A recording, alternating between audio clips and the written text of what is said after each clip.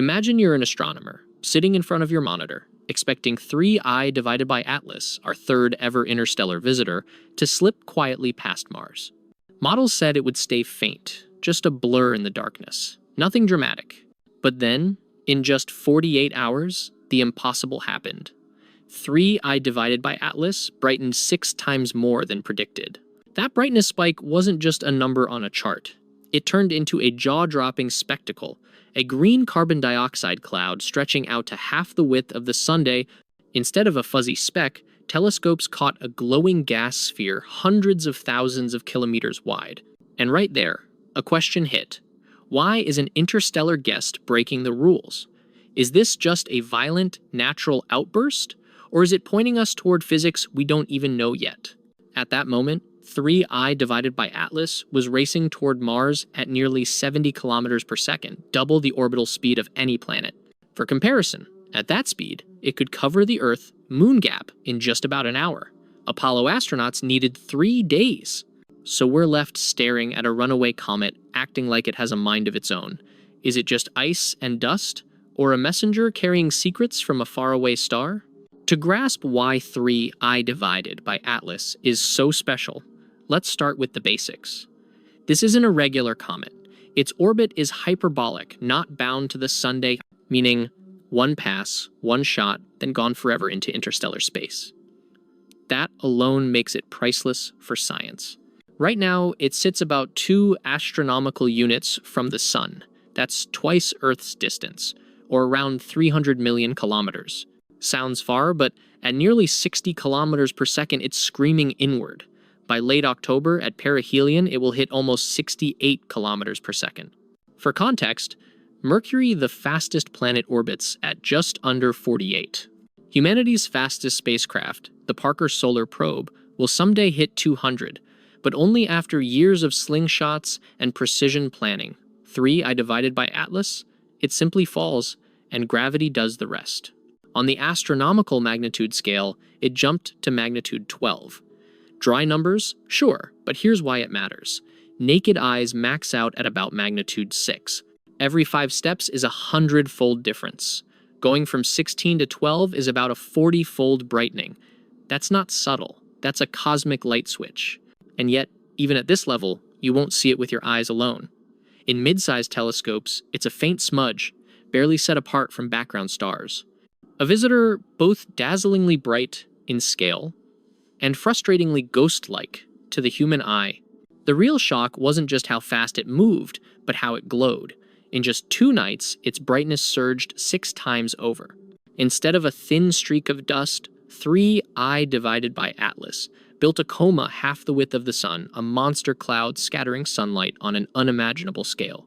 Major observatories scrambled. The Hubble Space Telescope squeezed in emergency ultraviolet and optical shots, constantly recalibrating to avoid saturation. James Webb, JWST, grabbed a rare slot for infrared spectroscopy, and the results? Unheard of. The ratio of carbon dioxide to water came back at 7.6 to 1.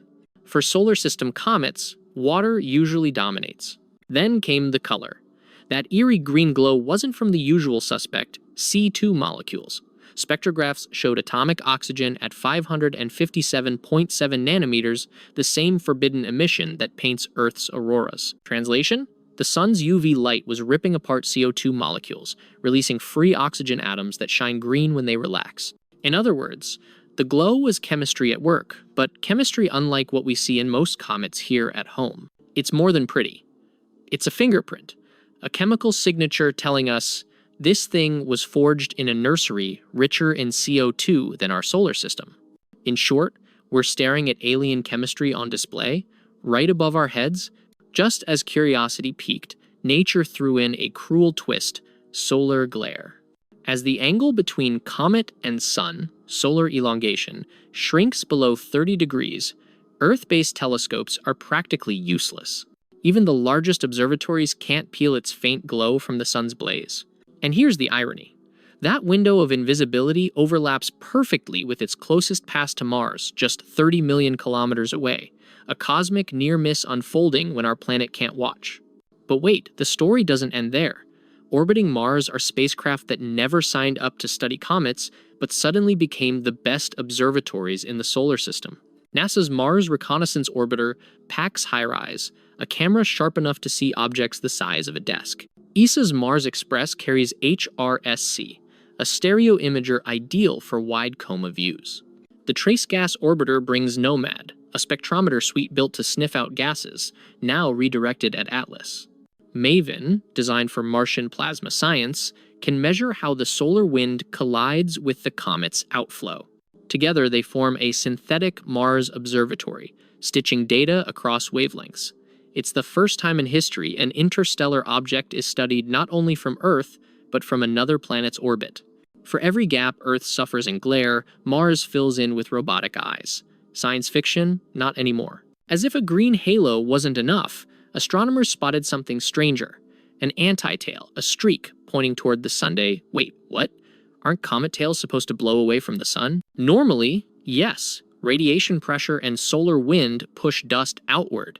But in 3I divided by Atlas, large, heavy dust grains, 10 microns or more, survive longer. When CO2 jets blast them out in uneven bursts, geometry plays a trick. From Earth and Mars, it looks like a tail pointing sunward. The real kicker? It didn't vanish in days, like most anti-tails. It persisted for weeks. Models say those grains can last tens of thousands of kilometers before finally sublimating. Of course, fringe theories jumped in. Alien structures, plasma tech, interstellar engines, cool headlines, weak evidence. The data actually line up with natural physics. Outgassing jets, big grains, perspective. Still, the anti-tail is more than a curiosity. It's a stress test for comet physics. If it fades as predicted, score 1 for current models. If it doesn't, then we've got homework. Either way, Atlas is forcing us to sharpen our understanding. As October closes in and perihelion approaches, everyone's betting on the comet's fate. 3 main scenarios. Fade away. The comet burns through its volatile ices and simply dims. Final flare. A hidden pocket of CO2 vents suddenly, sparking a last bright outburst. Breakup.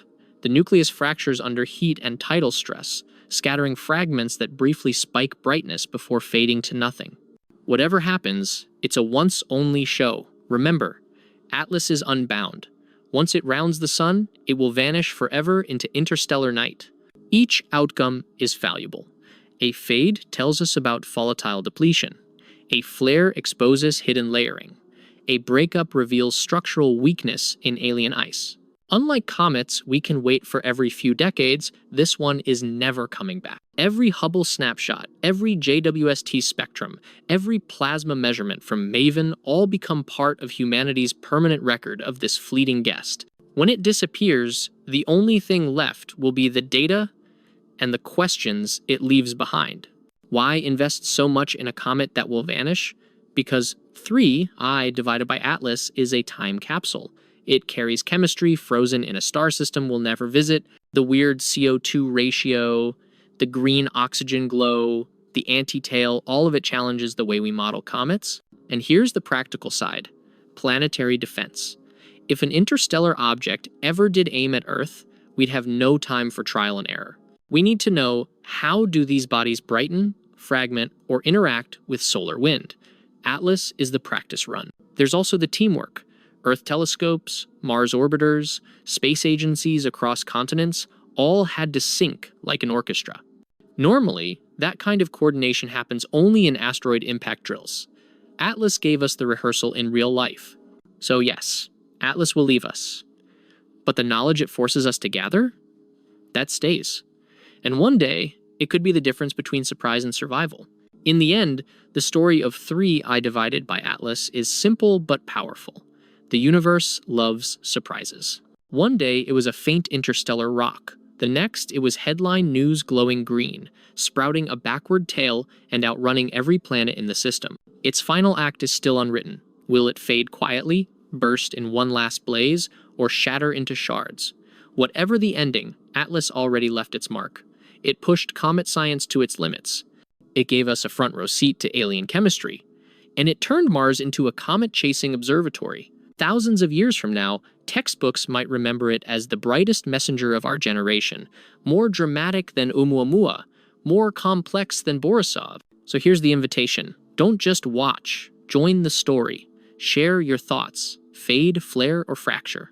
Hit subscribe so we can follow Atlas together, frame by frame, until its light vanishes into the black. Because when the sky moves, we're not just bystanders. We're part of the story. And you'll want to remember this moment before the next interstellar traveler arrives.